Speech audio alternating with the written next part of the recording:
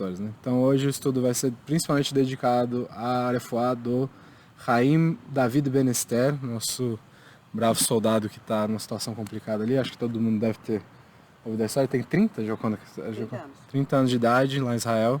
Tá? Ele é paraense, pelo que eu entendi, né? E que tudo dê certo lá, com aquela coisa horrorosa que aconteceu recentemente. Vamos dedicar o estudo à refuá da Tamar Batrut, da Esther Bat Gitelea, da Ruth Bat Simha, Sara Steckelberg, Marcelo Bastos Lima, Yonah Batedit, José Eduardo Santana, David Fortuné, Ana Carolina Steckelberg, Lauro Márcio da Costa, Léa Bat Simha, David Ben Reisel, Sara Bat Rachel, Ernesto Loureiro, Xoxana Bat Corrava, Péricles Barbosa, Fernanda Lima Fernandes e Arthur. O Arthur ainda tem que estar? Arthur pode tirar. Então o Arthur já está. Nides Lemos de Oliveira. Eu tenho que ir para a lista daqui também, oficialmente. A gente está aqui na Sukkah, né? Então o assunto, como a gente ainda está no meio de Sukkot, a gente vai falar de Sukkot hoje. Porque a Torá só vira depois de Simchat Torah. Então a gente só vai falar. E Vezot HaBerahá, infelizmente, é uma Torá que a gente tem muita dificuldade de falar. Tem outros assuntos que passam por cima, né? E é muito interessante porque o Sukkot tem uns minhagim, tem umas manias, assim, o pessoal tem umas manias no Sukkot que quando termina a Sukkah, por exemplo, o que você faz com o lulav, né? Que você joga fora, né? Mas tem algumas sinagogas que, se você for observar, por exemplo, terminou Pessah, o pessoal joga matzá em cima do Aron HaKodesh. Fica lá, né? Você vê aquelas, ou em cima da porta da sala, em algum lugar assim, e às vezes você vê o negócio ali e você fala, por que esse negócio tá aqui, né? Mesma coisa o lulav. O etrog o pessoal guarda mais, e assim, o etrog tem uma discussão aí de quando que você pode jogar fora, quando não pode jogar fora. Eu comentei ontem, acho, que uma pessoa fez geleia de etrog aqui e engravidou, né, com o etrog daqui. Tem essa mística por trás da etrog aí, de engravidar, né, e tudo mais. E o resto do lulav costuma se jogar justamente em cima do Aron HaKodesh. E aí ele vai secando lá, e aí depois se tira depois de um tempo, né. E essa é a parte engraçada, assim, porque se a gente observar aqui já está secando, porque aqui em Brasília, né, é complicado, né? Então mesmo um pouquinho mais úmido ainda é seco. Então aqui a nossa cobertura já está bem seca. Se a gente observar essa questão, né, pensando na matzá ali, por exemplo, que eu citei, ela não muda muito desde Pessah, né? Ela mantém ali o padrão dela. Talvez não esteja tão crocante, e não esteja mais comestível, mas a gente jogou ela lá e continua ela lá.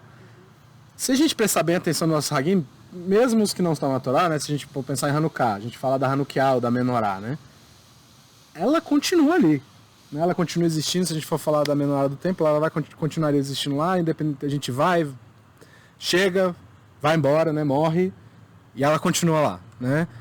O shofar de Rosh Hashanah é a mesma coisa, né? Tem sinagogas que usam shofarim antiquíssimo, né? Aquela coisa muito antiga, que já tem, sei lá, gerações de Hazanim que estão usando e ainda não mudou muito, né? Então a maioria das coisas que a gente usa para os nossos Yamim Tovim, para os nossos dias, acaba tendo essa qualidade de perdurar. E aí, por que em Sukkot a gente tem justamente, tipo assim, as coisas mais importantes de Sukkot, elas deixam de existir quando termina a festa, basicamente. A Sukkah também some. Você não pode deixar a Sukkah em pé pro ano que vem, porque se deixar ela perde, tipo assim, ela invalidou, você tem que desfazer mesmo, né? Então, a beleza, o lulav é bonito, o cheiro da etrog é maravilhoso, mas vai embora, né? Não fica. Daqui a 5, 6 semanas, essas coisas já não são mais do mesmo jeito, né? Então, a gente tem uma discussão, que nem eu falei, inclusive, quando você pode jogar fora o etrog? Quando ela, a maioria da Rafa, quando ela não parecer mais um etrog, aí você pode jogar fora, ou então usa para outra coisa. Faz a geleia lá, ou você come, mas quem já cortou vê que comer ali não é muito fácil, né? Porque a casca dessa grossura, assim, mais ou menos. Então, a maioria das pessoas costuma esperar, né? Então a Sukkah, que nem eu falei, ela também é feita para não durar, e ela tem esse aspecto, o feriado de Sukkot, nossa festa de Sukkot, tem esse aspecto que a gente chama de Arai, que é temporário, tá? E meio que esse é o tema da festa, as coisas são temporárias, né? Então, a natureza temporária das coisas. É basicamente o que Sukkot está querendo dizer. Eu não trouxe impresso, eu devia ter trazido. Isso. Eu queria ler um pouquinho de Kohelet aqui, né? Kohelet é Eclesiastes, em português. E E tem uma passagem aqui, Shlomo Amelech cita umas coisas bem interessantes, e a conclusão dele é mais interessante ainda, se a gente for pensar nesse sentido. Ele diz assim, número 1, Kohelet, no capítulo 2, diz o seguinte, grandes obras para mim realizei, construí casas e plantei vinhedos, jardins e pomares, onde fiz crescer toda a sorte de plantas frutíferas. Escavei poços de água para regar as florestas repletas de árvores. Adquiri escravos e escravas, além do que nasceram em minha casa. Lembra que Shlomo, né, foi rei, né? Então, assim, E também rebanho de gado em quantidades maiores do que todos os que me precederam em Jerusalém. Ele não está falando das pessoas que moraram em Jerusalém, e sim os reis, né? Então ele foi o rei mais rico, é isso que ele está dizendo basicamente.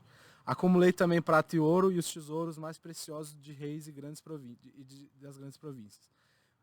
Também artistas e cantores busquei para mim, capazes de deliciar qualquer filho dos homens. Bem como adquirir todos os tipos de vagões e carruagens. Então, esse negócio de homem gostar de carro não é novo, não, né? É antigo. Tornei-me assim poderoso, aumentando meus bens em proporção maior do que a todos que me precederem em Jerusalém, sem perder minha sabedoria. Aí vem Aí a coisa começa a mudar um pouco. Não me privei de nada que meus olhos desejassem, tampouco neguei a meu coração qualquer alegria.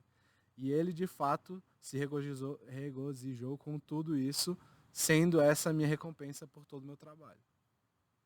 A conclusão dele é a seguinte. Analisei, então, tudo que consegui com meu esforço e concluí que era vão e frustrante. E que não há nada real de proveito sob o sol. Então, não tem nada que pode, né, superar a situação. Então, assim, ele gastou o que ele podia gastar, ele fez o que ele podia... Então, vê que ele está falando, tudo isso passou, não nada ficou. Né? E Sukkot é única, é uma festa única nesse sentido.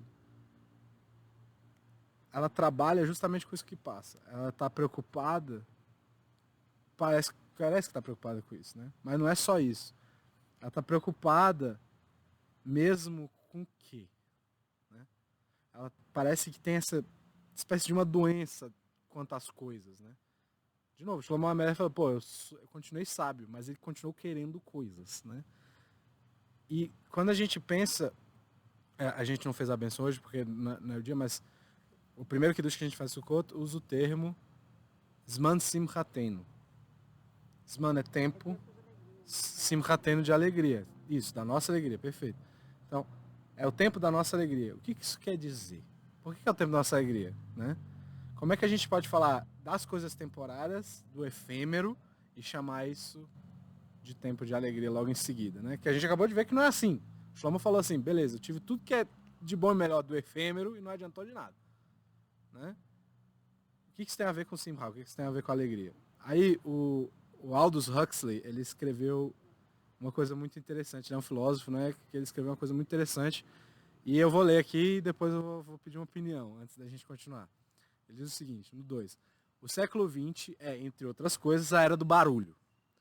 Seja barulho físico, seja mental, ou aquele barulho que é causado pelos nossos desejos, aquele negócio de compra, pega, né? Aí ele diz assim, batemos o recorde histórico de todos eles. A gente faz barulho em todos eles, mais que nunca se fez. E, não é de se admirar, isso é graças a todos os recursos das nossas tecnologias milagrosas que foram usadas para atacar o silêncio. Tá? Quando é que ele escreveu isso? A Joconda acho que sabe quem é, não pode falar. Pô, aí já tá roubando. O Davi já tá roubando. Ele escreveu isso em 1945. Por causa do rádio. Mal sabia ele, né? Imagina ele agora, né? Não está nem um pouco satisfeito, né? Mas bem interessante. E nessa que você vai observando esse processo, você vai vendo, você vai achando outras coisas. Você vai cavucando nessa área aí, você vai começando a achar outras coisas. Vou dar um exemplo. Eu li há algum tempo atrás na USA Today, que acho que é uma revista, né? Hoje em dia é tudo online, né? Então a gente não sabe mais o que é o que, né? Mas ela publicou alguns anos atrás um artigo que falava basicamente o seguinte, que as pessoas tomam, em média, 10 mil decisões por dia. As pessoas na nossa época, tá? Aí ele fala que a gente tem que tomar tantas decisões que para qualquer coisa. E, tipo assim, porque o que ele conta como uma decisão?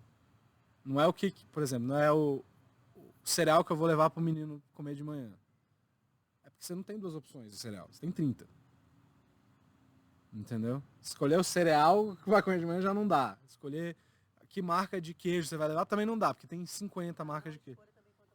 Exato, você está tirando outras 49 opções, então você está escolhendo uma vez para cada. Né? Aí também depois eu vi um artigo que a BBC publicou sobre quantas palavras a gente consome num dia. E aí esse vai para a área do pessoal aqui do jornalismo. 100 mil palavras por dia em geral, tá?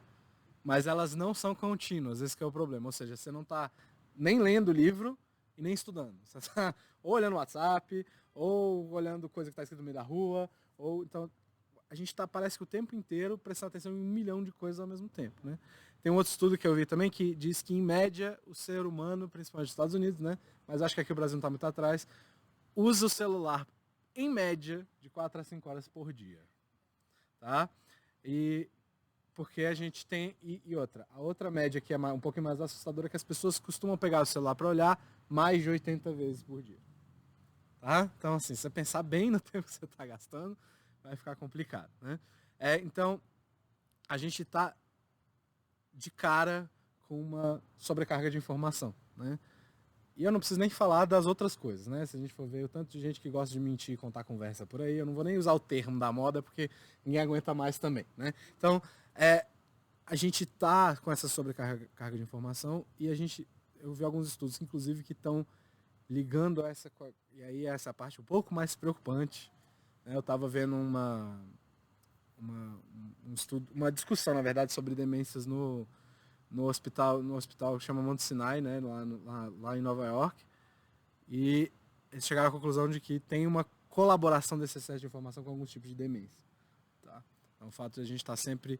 Né? E para quem estiver preocupado, hoje em dia o maior nível de evidência para evitar suas demências, principalmente Alzheimer, é 2 horas e meia de exercício cardiológico por semana e pelo menos 2 vezes puxando ferro na academia, tá? Por semana. Tá? Então essa é a dica que eu... Se vocês acordaram para ouvir isso, essa é a dica mais valiosa que eu tenho para dar hoje, tá? Eu gosto bastante do meu cérebro e eu gostaria que ele se preservasse na idade também, tá?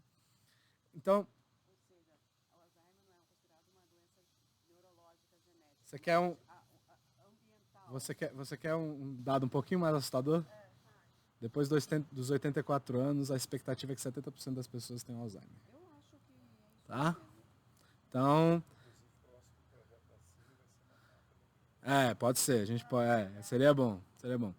Então, nos anos 70, as pessoas estavam expostas, em média, nos anos 70, a 500 propagandas. Alguém tentando vender alguma coisa sendo mostrada ou qualquer coisa parecida. Esse número hoje passa dos 5 mil. Tá? Por dia. Tá? Então, assim... Imagina assim, né? Você tá lá, todo lugar que você olha tem alguma coisa, alguém querendo te vender alguma coisa. E às vezes você tá assistindo uma coisa e essa coisa também tá querendo te vender alguma coisa. Então, de propaganda que tem em filme é brincadeira, né? Mostra uma Coca-Cola ali, não sei. Ó, a Coca-Cola não tá me pagando não, mas se quiser pagar não tem problema. A estatística ela engloba as propagandas de forma indireta. Isso, qualquer. Inclusive aquelas lá que você mexeu no site, o Google prestou atenção no que você tá mexendo e vai lá e bota aquelas coisinhas no cantinho para dizer, tipo, ó, aqui os algoritmos. Pronto, isso, perfeito. Exato. Exato. Então, assim, a gente não tem 1 minuto de descanso dessa sobrecarga. Se você pensar uma coisa aparecendo no celular. Exato. Você pensou em comprar um negócio. Não, o pior é que às vezes o Google sabe que eu tô indo para casa e fala, seu carro ficou ali. Pô, como é que você sabe, né? Então, assim, a gente não tem tempo nem mais para pensar com tanta informação. Então, não tem mais 1 minuto de paz, a gente não tem mais esse minuto de silêncio, né? Que é uma coisa que é tão solene quando as pessoas hoje falam, hoje 1 minuto de silêncio porque tal pessoa se foi. É uma coisa solene. O seu silêncio é uma coisa solene, né? E a gente está cada vez mais acostumado com barulho. Ao ponto de que a gente fica incomodado quando não tem barulho, né? E assim, todo mundo aqui tem jovem por perto, né? Então... Qual que é a reação natural do jovem ao silêncio? Bota o fonezinho e vai ouvir música. Né? Jamais. Né? Então manda ver na música. Então a gente realmente não tem mais tempo para pensar. Né? E isso vale para tudo. Até para o nosso jeito de viver a vida. Tá? A escola estimula você a fazer isso. E a escola na minha época tinha uma coisa, né? Eu não sou tão velho assim, né? Então, a escola há 10, 15 anos atrás Não era tão assim. Hoje em dia, dando aula, você percebe. A escola quer que o menino passe no vestibular. Vai falar assim, 10 mil pessoas, 10 mil alunos passaram no vestibular. Eu não quero mais saber se o menino está aprendendo ou não. Decorou a forma para passar, tá bom. Então a escola estimula, vai passar no vestibular, aí você tem que entrar na faculdade, ir bem no teu curso, daí você se forma, aí você tem um bom emprego, aí você vai ter parnassá, né? Você vai ter seu ganha-pão, né? E aí você vai ter uma família, e aí hoje em dia talvez seja mais sonho do que realidade, você se aposenta, né? Então esse é o padrão, esse é o padrão de vida que as pessoas esperam de meio que todo mundo, assim, ainda mais pessoas que têm um pouco mais de educação no cinto de utilidades, vamos dizer assim, né? Então, o que aconteceu com o parar um pouquinho? Apesar de eu não ser uma pessoa que gosta muito da frase parar para pensar, às vezes você precisa parar as outras coisas e pensar, focar numa coisa, né? Cadê isso? Não tem mais. Hoje, o momento que a gente vive hoje é o momento grita para você, bora, bora, bora, que tá passando o tempo. Vamos, vamos, vamos, não dá tempo de pensar, porque pensar dói às vezes também, a gente não quer, vamos embora. Tanto que tem gente que tem dificuldade de dormir, porque na hora que deita na cama, fala, pô, ali não tem escapatória.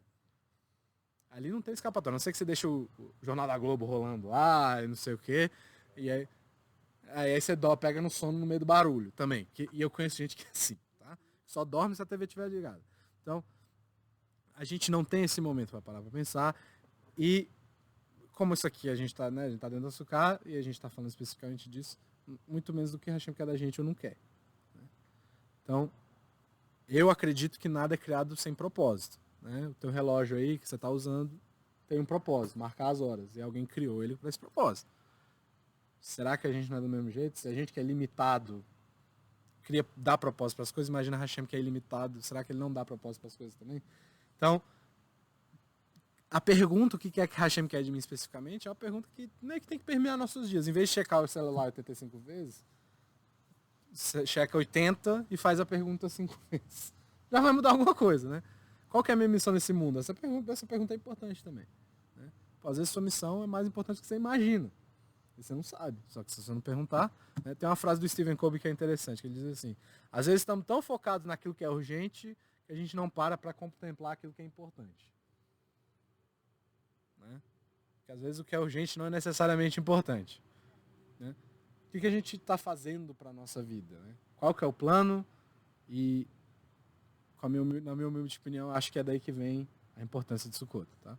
Quando a gente vive a vida sem fazer essas perguntas, que são existenciais, não tem pra onde correr, e fundamentais, de novo, o que eu estou fazendo aqui? Eu estou vivendo para fazer o que eu quero mesmo? As pessoas falam, o importante é você trabalhar numa coisa que você ama. Beleza, joia. Mas isso vai te dar tudo que você precisa?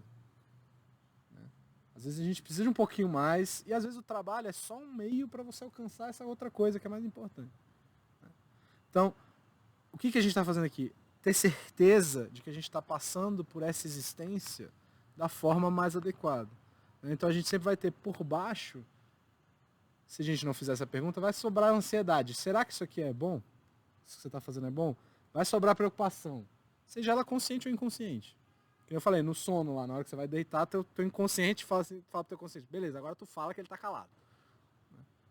Então, a gente usou o termo Zman Simchaten.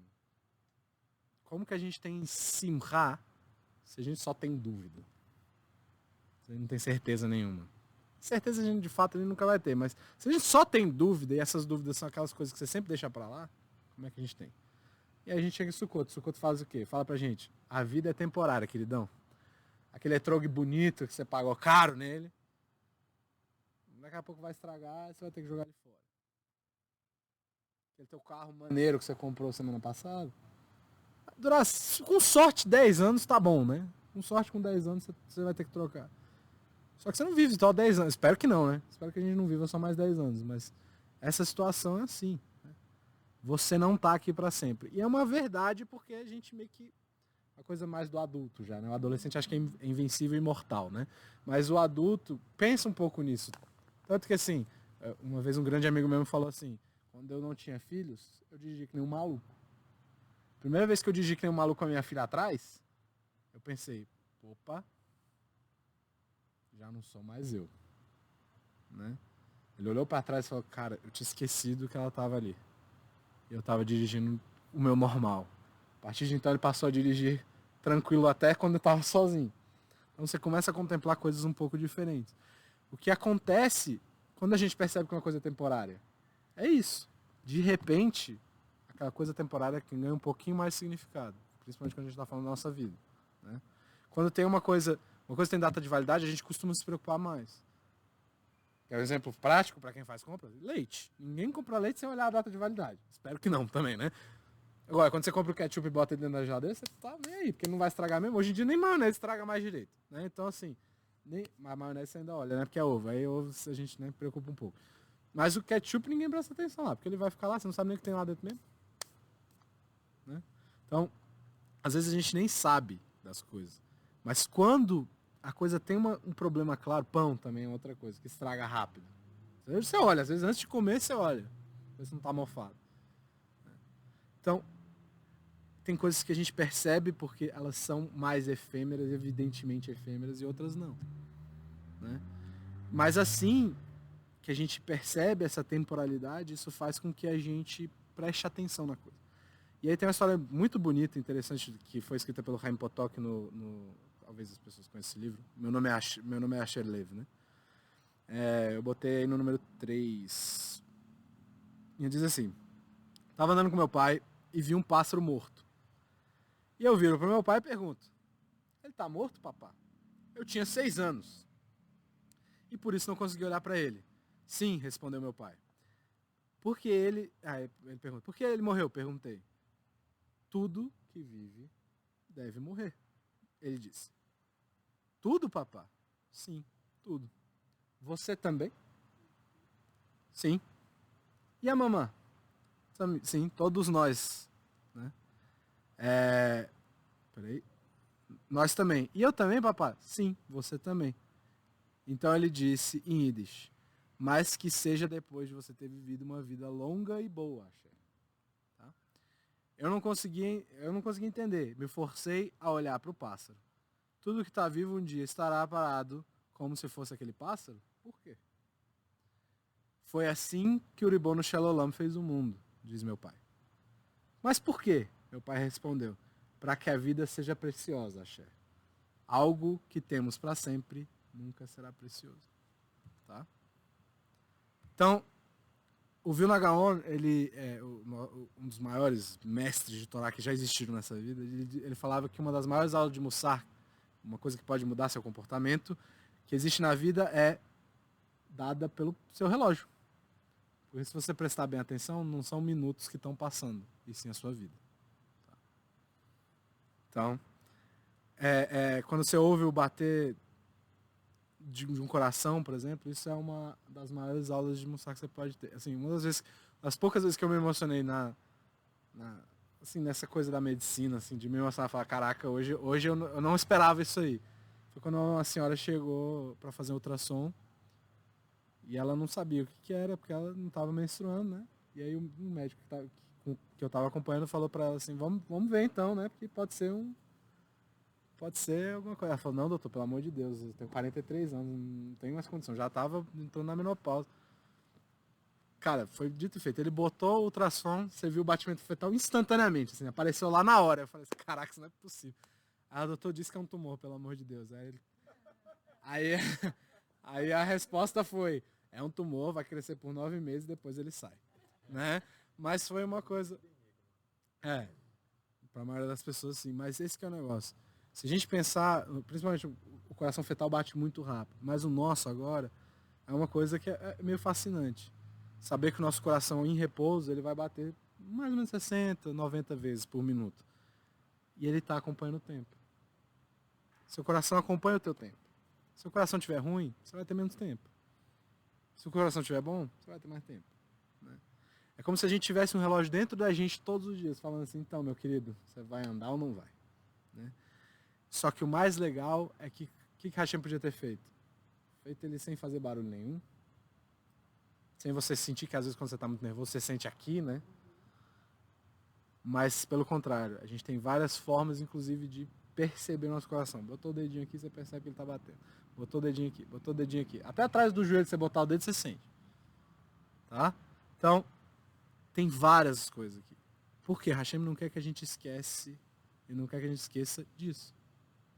Que o tempo passa. E o coração bate para marcar isso. Arai, de novo, é temporário. A gente é temporário, a gente não quer perder nenhum segundo. Tem uma história, ontem numa conversa que a gente estava tendo, eu contei uma história do Hafetz Haim, tem outra, que é genial. O Hafetz Haim foi aquele cara que virou o judaísmo de cabeça para baixo quando ele publicou a ideia de Lashon Hará dele. Ele fala assim, cara, não é minha ideia, eu só tô basicamente provando que o Lashon Hará, que é a fofoca, que o mal dizer dos outros, é o que gerou todas as coisas ruins para todo mundo hoje. Tá?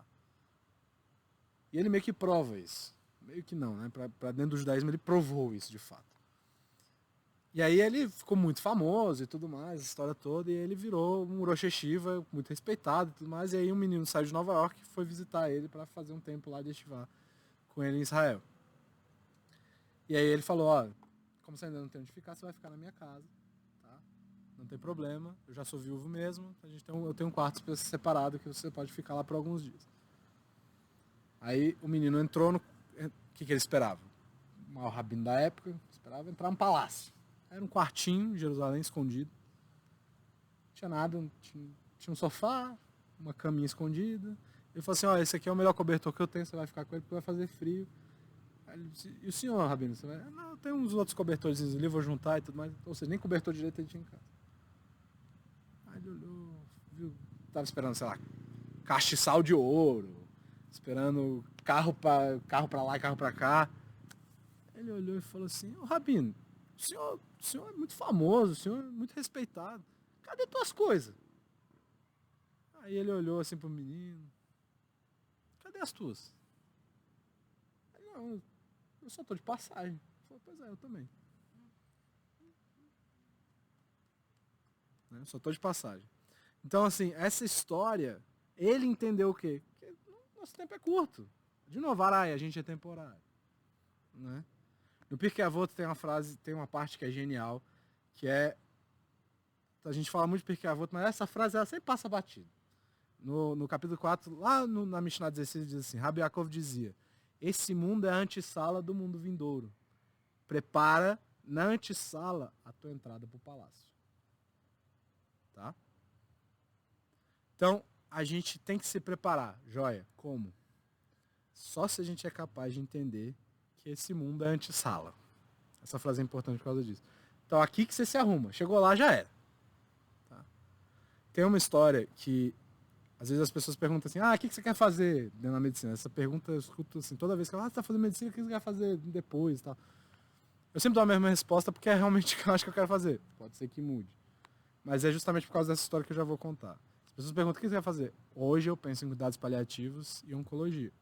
Né? Aí as pessoas, nossa, que mórbido. Que coisa horrível. Mas eu ouvi a história desse senhor já, né? Que ele ficou muito famoso na internet porque ele discutia jogos, saía um jogo, lançava um jogo, ele jogava, falava o que ele achou e tudo mais, ele ficou muito famoso por causa disso. E um belo dia ele sumiu. Aí ele reapareceu falando para as pessoas, eu descobri que eu tenho um câncer que já está no estágio de metástase e eu não queria deixar minha família, né? Porque meu trabalho é o que sustenta minha esposa e meu filho. E eu não sei, não estou sabendo lidar com isso. E ele, depois de obviamente as pessoas que seguiam ele deram força para ele, tudo mais, e ele continuou vivendo. Até que teve um dia que ele foi chamado para um desses podcasts e ele contou do tratamento. E ele falou que durante a quimioterapia dele, ele tem... acho que ele fazia 8 dias de quimioterapia na época, e ele ficava segundo ele, igual um zumbi durante a quimioterapia, não conseguia fazer nada. Se ele bebesse água muito gelada, a glote dele fechava e ele morria asfixiado, por exemplo. Nem água gelada ele podia tomar. E ele falou uma frase que para mim impactou muito, que foi, mas eu faria... basicamente ele falou que no mês ele tem 8 dias ruins e 22 bons. Que você só faz durante os 8 dias por mês.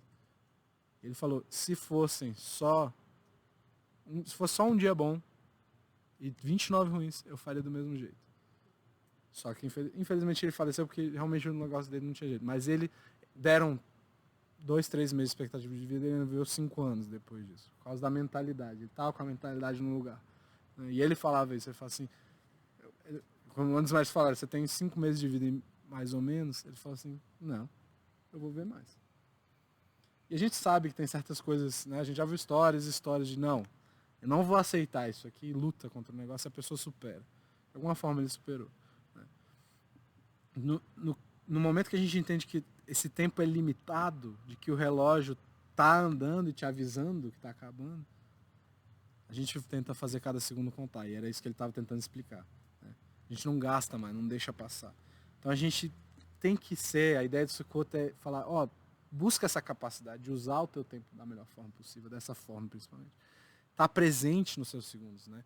O Rav Norenberg fala que a coisa mais importante para uma pessoa hoje é a atenção na sua própria vida. Presta atenção, não deixa passar não, presta atenção, né? Então, não para de viver, porque a gente só tem o presente. O passado já foi, o futuro sabe Deus o que vai acontecer, então a gente só tem agora. Então, trata de cada um deles que nem o pai do Asher Levi falou para ele. De forma preciosa, é porque é precioso. É precioso. O futuro, pro futuro aí você pergunta, isso que eu estou fazendo agora é melhor?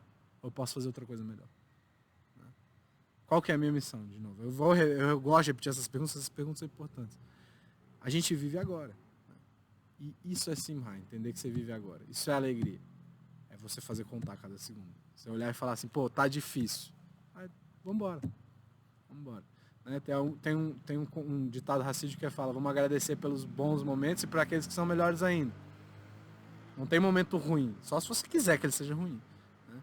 Então a gente não quer viver a vida seguindo a onda. Não deixa o rio te levar não, pô. Não, Zeca Pagodinho é maneiro e tal, mas o deixa a vida me levar não é muito judaico, tá? Então, não fica lá no passageiro, pega o carro e dirige. Então a gente tem que viver cada momento, tem que estar presente para que essa coisa seja preciosa que nem o pai do Asher falou, né? Então, assim, talvez outras pessoas que estão, sei lá, até parecendo que estão se divertindo mais, você olha assim e fala, beleza, se diverte, aproveita. Mas faz os seus minutos contarem também. Não deixa. Cara, não gasta tempo. Por isso que o Rafet é brilhante. Não gasta tempo com tua fofoca. Vai falar do outro pra quê? Fala de você, vive sua vida, né? De novo. A gente falou Shana Tová, tá. Shana vem da palavra Shinui. Shinui é mudança. Mudou o ano, tem como mudar. Aí começou. Quando a gente faz a reza do Rosh Hodesh, né? Hodesh. Rosh é cabeça, Hodesh seria mês. Mas Hodesh vem de Hadash. Hadash é novo. Uma coisa nova. Então a gente tem várias oportunidades, várias e várias coisas dizendo pra gente, você tem como começar uma coisa nova. Você tem como mudar. Então cada mês é novo, cada ano é novo, e cada dia é novo também, não tem o que fazer. Pô, o sol nasceu de novo, mudou alguma coisa. Você acordou diferente, você tá um pouco mais velho. Espero que um pouco melhor, um pouco mais sábio. Né? Então, a gente tem que estar presente para essas coisas. Para que não seja uma mera repetição. Coisas são repetitivas na vida, não tem o que fazer. Mas às vezes, você tem que andar de elevador até o 19º andar todo dia. Lê alguma coisa, tem salmos que dá pra fazer nesse meio tempo. Entendeu? Então, existe isso. Como é que. A palavra que é usada para minuto em hebraico é daká.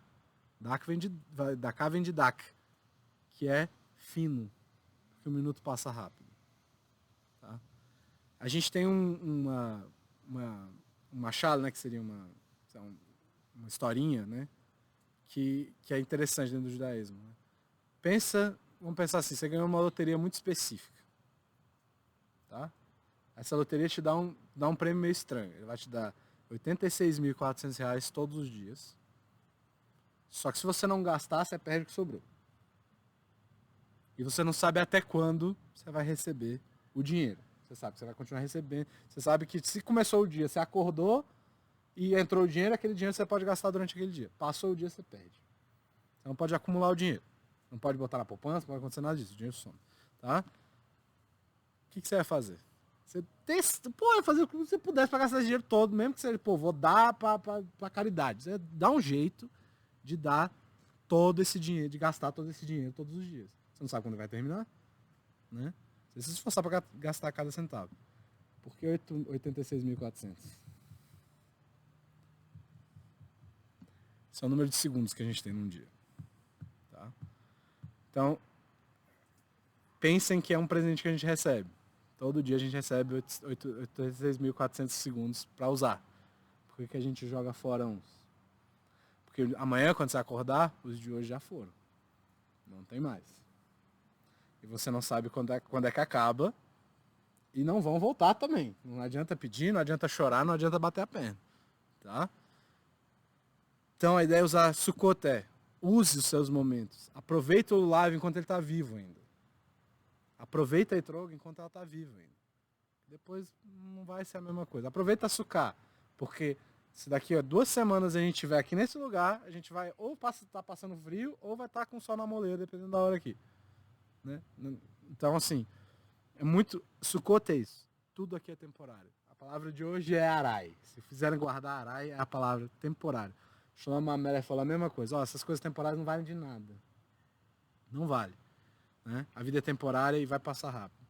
Eu vi uma coisa bem interessante, que é quanto a palavra, não é bem dor, mas é uma coisa que gera dor, que é nega, nagueia, que é dor, vamos dizer assim. E prazer é oneg. Então, o contrário, a gente não acredita necessariamente que o contrário de dor é prazer, a gente acredita que é conforto, né? Mas qual que é a diferença dos dois? O oneg, o ain, a letra ain começa a palavra, nega, o ain termina a palavra. O que é ain em hebraico? É uma letra, mas todas as letras têm um significado, tem uma palavra, tipo, descreve alguma coisa. Ain é olho, tá? Então, se você olha na frente, você não passa dor, né? Se você vive sem pensar, que é quando você deixa para trás, você vive sem observar, só segue o fluxo e depois você pensa, aí você vai sentir a dor de não ter prestado atenção.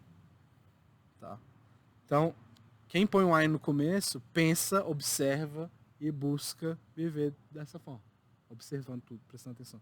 Então você vive o momento e isso é uma espécie de um prazer. Que é simha, que é alegria. De novo, zman simhatenu, que a gente tem que entender que as coisas passam, as coisas são temporárias. Isso não é deprimente, é legal, porque é um tesouro. Né? É precioso, porque se fosse eterno... E aí? Se você pensar assim, pô, se eu vivesse, se eu fosse imortal, você não ia fazer nada. Não ia fazer nada. Ah, amanhã eu faço. Ah, amanhã mesmo. Né? Mas, para isso, a gente precisa de um tempo, para a gente conseguir viver o momento, a gente precisa de um tempo para se ouvir também. Não adianta ficar no barulho, não adianta ficar brigando, né? Precisa desse tempo de silêncio. Tem algumas traduções dentro do movimento de Mussar que falam sobre o que a gente chama de Tzom Shtika, que seria jejum de silêncio. Você não falar. Se ouvir um pouco, deixa lá. Se vive um pouco em silêncio e se escuta. Escuta a tua alma, escuta um pouco a sua consciência. O Rav Kook fala uma coisa interessante, eu botei no 5. Existem vários tipos de silêncio. Um tipo de silêncio significa cessar a fala. O outro é aquele que cessa o pensamento.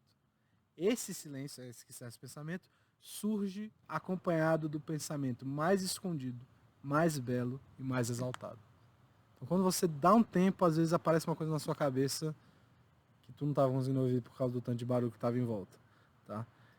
Então, se a gente tentar lembrar um pouquinho dessa lição que Sukkot tenta dar pra gente, para viver esses momentos, para viver o presente, mas com essa mensagem, principalmente, de que Hashem que está te dando isso, e o que é que Hashem quer que eu faça com isso que ele está me dando, né?